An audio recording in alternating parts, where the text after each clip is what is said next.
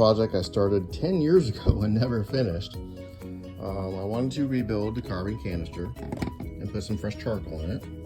And this is a 76 TR6.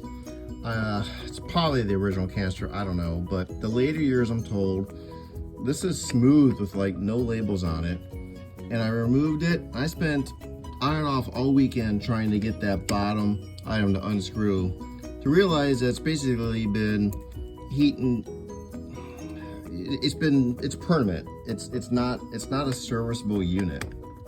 And so I went on eBay and 10 years ago, and I purchased an older style one, which goes on a lot of MGs, a lot of Triumphs. It's got Cooper on it, and it as soon as I turned it, you know, the bottom unscrewed immediately, and it just screws right on. And this one is serviceable. Came a little beat up and it was exposed to the weather, but I'm gonna, you know, make it work. Anyways, the only way to service this would be to cut it, service it, and glue it back together. So I'm avoiding that for right now. I have a 3-port system, so I needed one with 3 connectors on the top, plus the anti-run-on connection on the bottom.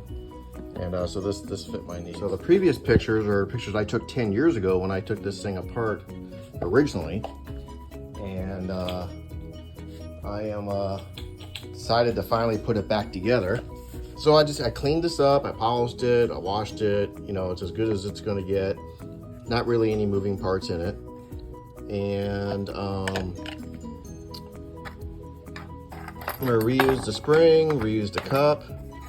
This piece went up pretty good. This first filter gauze pretty wore out, so I cut a Scotch pad. And then this piece, of course, which still has some original charcoal stuck to it, is destroyed. So I got some stainless steel screening and cut out one of these. This is another Scotch pad, a little bit thicker one. So that's going to replace this one here. And then this piece is still good and it goes in. And I'm going to do that. Now I'm buying all new charcoal.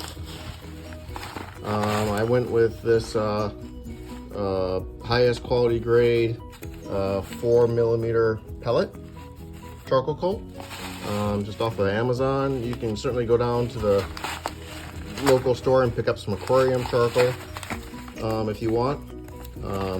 The original stuff is kind of square and chunky. Good luck finding that. This stuff's going to be pellets. Should be good enough for our use here. And so that's what we're going to use inside here to restore this.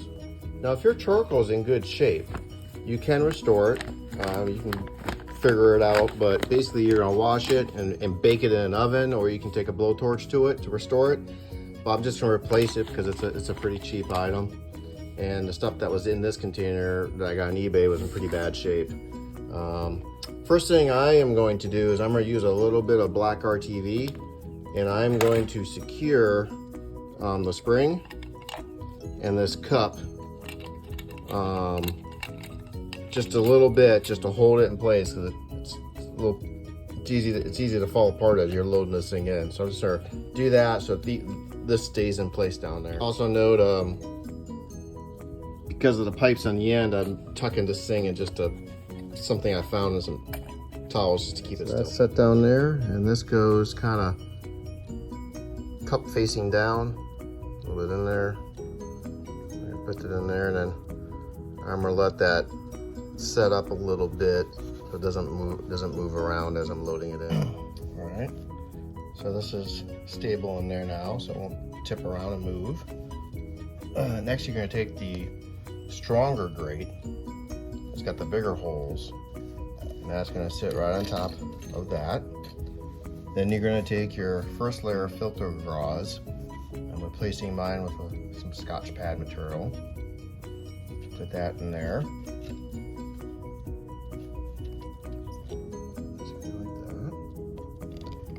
And then you can start putting your charcoal in there.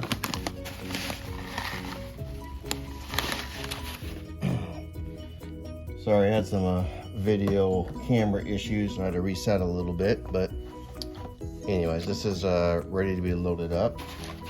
Now you can slowly pour in your charcoal. There's no set amount. You're basically gonna fill this thing up near the top. And it's okay if it's a little overfilled because that spring in there will push down a little bit.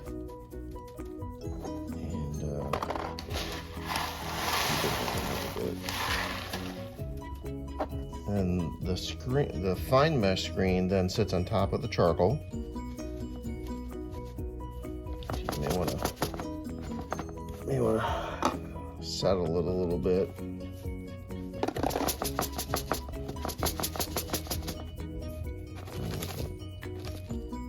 Looking okay, I think.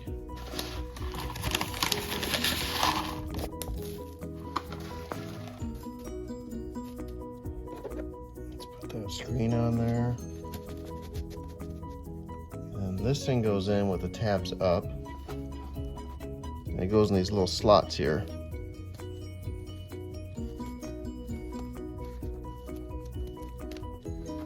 Come on.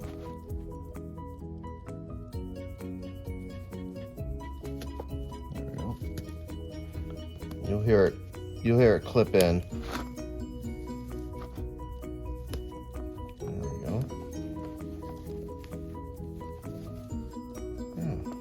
And it's tight, so you want it tight. So that's good. And this part here actually presses against this part here. So it goes right there. The other thing I did, I put a little bit of my pool pump lube for the O-rings around the threads. And just because you want kind of an airtight seal if possible, or close to it.